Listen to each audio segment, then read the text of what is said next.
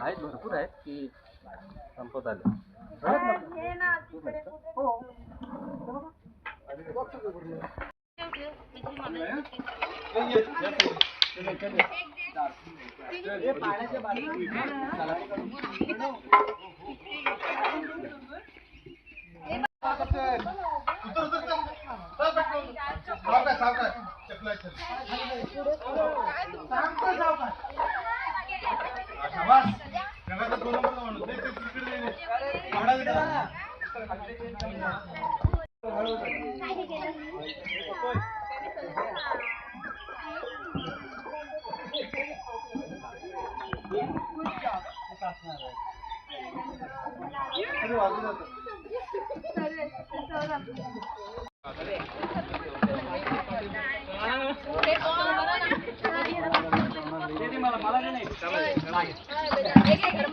गाय निघू दे, पाणी काढू कर ना, सांग ना तू डायरेक्ट नाकात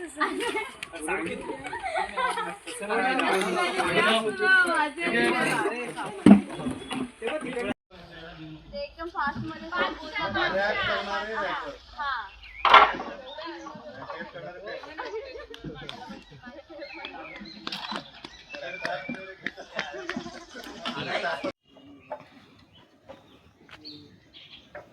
महाराजा प्रतिष्ठानचे प्रणव मापुसकर आणि अभिनीत दिवटे खेड येथील गरम पाण्याचे कुंडाची स्वच्छता आणि कौलं पुन्हा एकदा व्यवस्थित बसवताना त्यांना मदत करत आहेत महाराजा प्रतिष्ठानचे डॉक्टर परेश मळणगावकर आणि महेश वादक. कौलांची शाकारणी या ठिकाणी सुरू आहे. जुनी कौलं काढून स्वच्छ करून त्याला नवीन रंग लावून ती पुन्हा या गरम पाण्याच्या कुंडावर या ठिकाणी बसवले जात आहेत.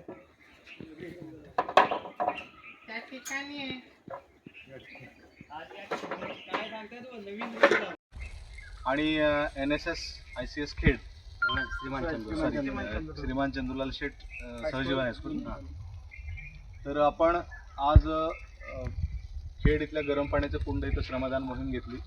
खरं तर गरम पाण्याचे कुंड संपूर्ण कोकणात पाहायला गेलो तर पनवेल पेणपासून अगदी राजापूरपर्यंत भरपूर ठिकाणी गरम पाण्याचे कुंड आढळतात.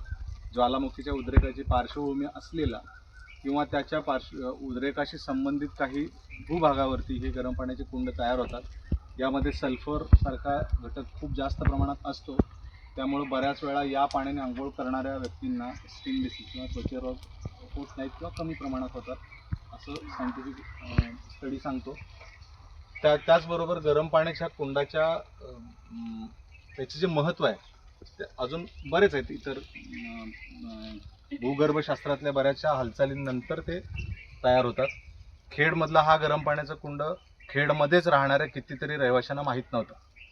तर सुरुवातीला खेडमध्ये आम्ही महाराजा प्रतिष्ठान नावाची एक संस्था स्थापन केली आणि विशेष करून गड आणि किल्ल्यांचं संवर्धन करणं हा उद्देश त्याचा होता. त्याच्याच आधारित एक प्राचीन म्हणण्यापेक्षा खूप जुना असा गरम पाण्याचा कुंड जो दुर्लक्षित आहे तो सर्व लोकांसमोर यावा हा उद्देश ठेवून आपण इथं पहिल्यांदा गरम पाण्याच्या कुंडाची साफसफाईची मोहीम हातात घेतली. ही आपली 5वी मोहीम आहे. पहिल्यांदा जेव्हा आम्ही इथं आलो तेव्हा साधारण आपल्या कमरेबरोबर गवत होतं आणि भरपूर चिखल गाळ या सगळ्या भागात होता. तो सर्व साफ करून आत्ता आपण नेमक्या कुंडाच्या सफाईपर्यंत आलेलो आहोत. आज तुम्ही सर्व मुलं आलात, सर मॅडम आले, त्यामुळं जे काम आम्हाला 20 मोहीम करायला वेळ लागला असता ते एका मोहिमेत तुम्ही सर्व मुलांनी कंप्लीट करून दिलं. त्याबद्दल तुम्हा सर्वांचे मनापासून खूप खूप धन्यवाद. आणि त्याबरोबर अभिनंदनसुद्धा. अभिनंदन याच्यासाठी कारण अशा लोकोपकारक काम जे असतं तोच उद्देश NSSचा मुख्य आहे. राष्ट्रीय सेवा योजना जे म्हणतो राष्ट्राची सेवा करण्याची योजना आहे.